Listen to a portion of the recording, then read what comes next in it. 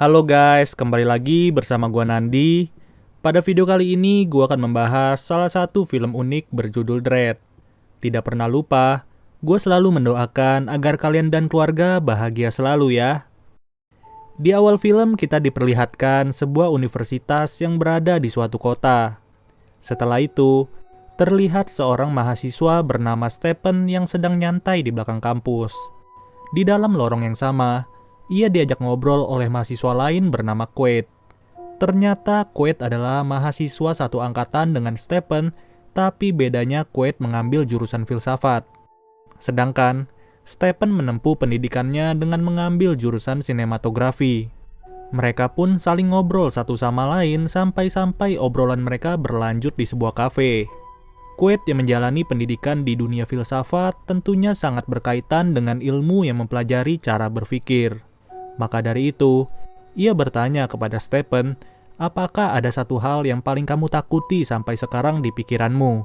Tanpa ragu, Stephen bercerita bahwa ia mempunyai seorang kakak, dan kakaknya mengalami kecelakaan mobil saat Stephen berusia 15 tahun.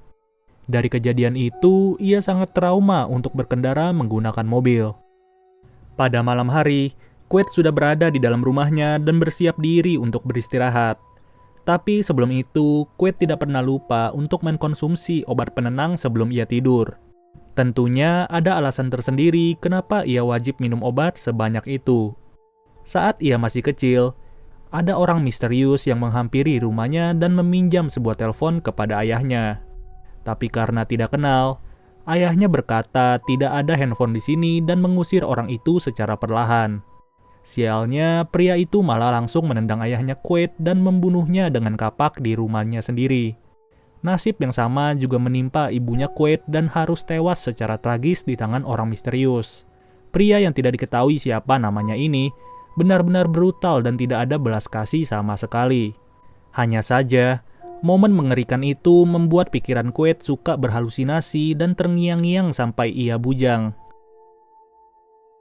Esok harinya, Stephen berkunjung ke salah satu temannya bernama Abby yang berprofesi sebagai penjaga perpustakaan di kampus itu. Seperti yang kalian lihat sendiri, Abby memiliki tanda lahir yang sedikit berbeda daripada umumnya, yang dimana sebagian kulit wajahnya bercorak hitam dan terlihat seperti luka bakar. Setelah selesai membaca buku, Stephen dikejutkan dengan kehadiran Quaid secara tiba-tiba. Stephen pun bingung kenapa Quaid menemuinya pagi-pagi begini. Tapi setelah ditanya, ternyata Quaid ingin berbicara mengenai sesuatu yang penting bersama Stephen. Saat itu juga Quaid menyuruh Stephen untuk berkunjung ke rumahnya sepulang kuliah nanti. Singkat cerita, ia mendatangi rumah Quaid yang terlihat tidak terawat. Quaid sudah menebak bahwa Stephen akan datang dan ia menuliskan sebuah kertas yang berisi info bahwa ia sedang berada di ruang bawah tanah. Ketika masuk, memang benar rumah Quaid terlihat remang-remang dan creepy secara tidak langsung. Sambil melihat-lihat, Stephen pun menemukan ruangan bawah tanah itu dan melihat Quaid sedang melukis. Setelah selesai melukis, Stephen menemani Quaid yang lagi mandi. Stephen diajak oleh Quaid untuk bahu-membahu mengenai tugas yang berkaitan dengan kelulusan Stephen. Kebetulan, jurusan yang ditempuh oleh Stephen adalah sinematografi dan jurusan yang ditempuh oleh Quaid adalah filsafat. Dari kedua hal ini, Quaid mengajak Stephen untuk melakukan survei mengenai ketakutan pada setiap orang dan apa yang menyebabkan ketakutannya. Dalam melakukan survei ini, tentunya Quaid membutuhkan peralatan editing dan juga recording yang mumpuni. Kemudian, kita diperlihatkan seorang wanita bernama Cheryl yang sedang melakukan proses pembuatan dari sebuah film. Cheryl yang berada satu jurusan dengan Stephen pun diajak oleh Stephen untuk bergabung dengan kelompoknya. Sesuai kebutuhan perekaman, Stephen membutuhkan seorang editor yang tentu saja berpengalaman di bidang tersebut. Nggak perlu waktu lama, Cheryl pun tertarik dengan ajakan ini dan langsung setuju untuk bergabung. Lalu, proses pencarian narasumber juga disebar lewat brosur-brosur dan ditempel di setiap dinding kampus. Untuk lokasi recording dari wawancara ini akan berlangsung di kediaman Quaid yang pastinya tergolong sepi. Hebatnya cukup banyak narasumber yang bersedia untuk ditanya-tanya mengenai ketakutan mereka. Setiap orang bercerita tentang pengalaman hidup mereka masing-masing sambil direkam menggunakan kamera. Namun sayangnya, semua ketakutan yang diharapkan sangat tidak sesuai dengan kemauan dari seorang Quaid. Kalau begini, mereka perlu mencari narasumber lagi dan tentunya akan memperpanjang waktu. Ketika itu juga, Cheryl pun sengaja menawarkan dirinya untuk ditanya-tanya sekaligus direkam. Cheryl bercerita bahwa sewaktu ia masih kecil, ia selalu ingat mengenai ayahnya yang bekerja sebagai penyembelih hewan ternak. Setiap ayahnya pulang ke rumahnya pada tengah malam, Cheryl selalu mencium bau darah kering yang begitu amis dan membuat dirinya tidak suka terhadap daging. Bahkan, dari pengalaman masa kecilnya, Cheryl selalu menghindari yang namanya daging, apalagi sampai memakannya sebagai makanan. Sampai saat ini, ia menjadi seorang vegetarian dan hanya mengandalkan vitamin untuk memenuhi kebutuhan zat besi. Ketika giliran Cheryl sudah selesai, ia pun menyuruh Quaid untuk bergantian di wawancara. Namun, Quaid malah menolak dan menghindari proses wawancara itu. Lalu, salah satu narasumber yang bernama Joshua mempunyai pengalaman paling menakutkan selama hidupnya. Joshua bercerita bahwa ia pernah ditabrak mobil saat berumur 6 tahun. Tentu saja, dari insiden tertabrak itu membuat dirinya mengalami beberapa masalah. Joshua dinyatakan gegar otak dan mengalami tuli selama 3 tahun akibat kecelakaan yang cukup fatal. Makanya, Joshua merasa kehidupannya mulai berubah dan menjalaninya seperti terisolasi dari dunia. Tapi untungnya berbagai perawatan yang ia dapatkan membuat pendengarannya menjadi normal secara perlahan. Karena narasumbernya masih kurang, Stephen juga mengajak Abby untuk menjadi narasumber sebagai bentuk bantuan menyelesaikan tugas. Namun, tidak seperti yang lainnya, Abby berkata bahwa ia ingin proses wawancara itu dilakukan di apartemennya. Pada malam itu juga, Stephen berkunjung ke tempat tinggal Abby untuk menyelesaikan proses wawancara. Abby pun langsung menceritakan pengalamannya ketika ia masih berada di taman kanak-kanak. Hari pertama ia masuk sekolah benar-benar tidak dilupakan sepanjang hidupnya, yang dimana ia baru saja duduk 10 menit tapi sudah dikucilkan oleh murid lain. Beberapa anak murid langsung bertanya apa yang salah dengan wajah Abby ini. Dari kejadian itu, Abby tersadar bahwa ia mempunyai sesuatu yang memalukan. Hal ini menjadi dilema bagi Abby dan ia selalu membandingkan dirinya dengan wanita lain. Maka dari itu, Abby selalu merasa insecure ketika bertemu dengan seorang pria yang baru ia kenal. Tidak lama dari itu, Abby bertanya apakah ia bisa menunjukkan sesuatu kepada Stephen. Ya tentu aja Stephen pun bingung dan cuma bisa terdiam dengan pertanyaan yang dilontarkan oleh Abby. Tapi ternyata, Abby menunjukkan seluruh badannya kepada Stephen dan mengajaknya untuk nempel-nempel.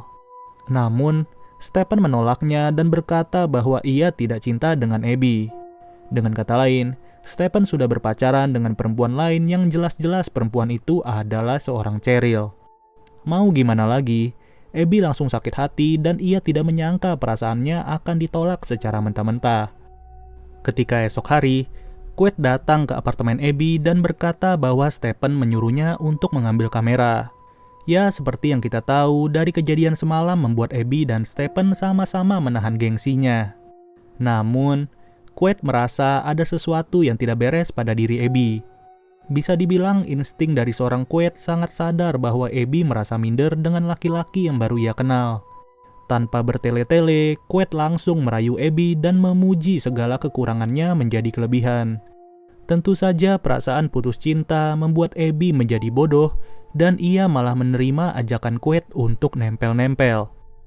Beberapa hari kemudian, kegiatan wawancara mulai dilanjutkan untuk kesekian kalinya. Kali ini narasumber yang berniat untuk ditanya-tanya adalah seorang perempuan berambut ungu. Perempuan ini bercerita bahwa ia mempunyai agorafobia atau gejala berupa rasa panik yang berlebih. Ia berkata akibat agorafobia ini ia pernah mencoba untuk bunuh diri dengan menyayat lehernya sendiri. Namun, percobaannya gagal dan menyebabkan luka sayat di lehernya. Tapi lagi-lagi Quaid langsung memberontak dan berkata bahwa perempuan ini hanya mengarang-arang cerita. Benar saja, Quaid malah melepas tempelan di leher perempuan itu dan mengusirnya saat itu juga. Stephen dan Cheryl tidak habis pikir kenapa Quaid malah menginginkan sebuah pengalaman yang benar-benar nyata. Padahal kalau Quaid nggak ribet kayak gini, pasti tugas Cheryl dan Stephen udah kelar dari jauh hari. Tapi, Quaid tidak terima dengan perkataan mereka dan menghancurkan seluruh peralatan yang Cheryl pinjamkan. Quaid juga berkata bahwa ia sejujurnya tidak peduli dengan tugas mereka, melainkan ia ingin mendalami survei ini lebih dalam lagi. Ya, dari perbuatan Quaid itu, Cheryl jadi kecewa dan pergi meninggalkan Stephen. Saking emosinya, Stephen saat itu juga langsung menonjok wajah Quaid dan membuat gua puas banget. Kemudian, Stephen pun diberitahu oleh salah satu temannya yang berkata nilai tugas akhir sudah keluar. Betapa kagetnya ia setelah melihat namanya dan Cheryl terpampang dengan nilai B+. Padahal, file penyimpanannya masih berada di rumah Quaid. Pada malam hari, Quaid datang menemui Stephen dan ia minta maaf mengenai semua yang sudah terjadi. Quaid juga berkata bahwa dirinya lah yang mengumpulkan tugas akhir milik Stephen dan juga Cheryl. Dari perkataan itu, Quaid juga berjanji akan mengganti seluruh peralatan Cheryl. Bahkan, Quaid dengan senang hati menawarkan Stephen untuk menumpang pulang. Ya, mau tidak mau, Stephen menerima tawaran Quaid dan memaafkan segala perbuatannya kemarin hari. Di tengah perjalanan, Quaid merayu Stephen untuk melanjutkan kembali survei yang sudah mereka lakukan. Mendengar hal itu, Stephen pun bingung untuk apa lagi penelitian dilanjutkan apabila tugas kuliahnya sudah selesai. Lalu, Stephen pun berkata, jika ingin diteruskan, maka teruskanlah dengan dirimu sendiri. Lagi pula, seluruh kegiatan ini dilakukan berdasarkan idemu sendiri. Sudah jelas, Quaid tidak terima dengan jawaban Stephen dan ia berencana untuk menabrakkan mobilnya ke jalan buntu. Hal gila ini sengaja dilakukan oleh Quaid untuk mengobati rasa takut yang dimiliki oleh Stephen. Tapi untung saja, Stephen berhasil menarik rem tangan dan membuat mobil itu berhenti mendadak. Dari kejadian ini, ia semakin tidak percaya dengan seorang Quaid dan meninggalkannya sendirian aja. Di sisi lain, Cheryl secara diam-diam mendatangi rumah Quaid untuk mengambil beberapa alat. Namun sialnya, lampu rumah Quaid malah putus secara tiba-tiba. Dalam keadaan gelap seperti ini, Cheryl sengaja pergi ke ruang bawah tanah dengan niat mencari bohlam. Tanpa disengaja, ia menemukan sebuah pintu yang tertutup oleh lemari dan juga kardus-kardus. Kemudian, Cheryl yang penasaran dengan ruangan itu pun masuk secara sengaja. Ia melihat banyak sekali lukisan-lukisan wanita, tapi anehnya semua lukisan itu memiliki luka bacok di tubuhnya. Namun tiba-tiba, ternyata Quaid sudah sampai di rumahnya dan memergoki Cheryl yang masuk ke ruangan itu. Cheryl pun berkata bahwa ia sengaja datang ke rumah ini untuk mengambil beberapa alat. Tapi, Quaid tidak mau tahu dan ia malah memperhatikan Cheryl dengan tatapan tajam. Setelah itu, Quaid terlihat sedang menyiapkan sebuah ruangan sempit untuk dijadikan tempat khusus. Ia juga menyiapkan sebuah ember dan sebuah kain, bahkan ada kamera CCTV yang sengaja dipasang oleh Quaid di ruangan itu. Lalu, Stephen yang terus mencoba menghubungi Cheryl tetap saja tidak mendapatkan kabar sampai saat ini. Ia mengira bahwa Cheryl masih ngambek kepada dirinya walaupun sudah beberapa minggu. Ketika Stephen berada di perpus, ia didatangi oleh Abby yang menyapanya dengan senyum lebar. Setelah berdamai, mereka pun berencana untuk makan bareng di sebuah kafe. Saat berjalan keluar perpus, mereka bingung kenapa banyak sekali orang yang berkumpul di sebuah ruangan. Namun ternyata, di ruangan itu terlihat sebuah rekaman Abby yang sedang membuka baju dan dilukis oleh Quaid. Parahnya lagi, Quaid sengaja menambahkan tanda lahir Abby dan mengejeknya dengan sebuah kalimat, "Kamu tidak akan menjadi normal." Tentu saja Abby sangat merasa malu dan makin membuat dirinya tidak percaya diri untuk bersosialisasi. Sedangkan, Quaid yang berada di rumah malah sengaja mengundang Joshua dengan alasan wawancara. Joshua disambut selayaknya tamu spesial yang ditunggu-tunggu oleh seorang Quaid. Tanpa disangka, Quaid langsung memukul kepala Joshua dengan botol dan membuatnya tidak sadarkan diri. Kemudian, Joshua kembali tersadar dengan keadaan penuh luka dan kuping yang dicantol dengan 2 buah botol. Dari sini, tentu aja hal buruk akan segera menimpa Joshua yang tidak tahu apa-apa. Quaid sudah menyiapkan sebuah pistol untuk ditembak ke kuping Joshua.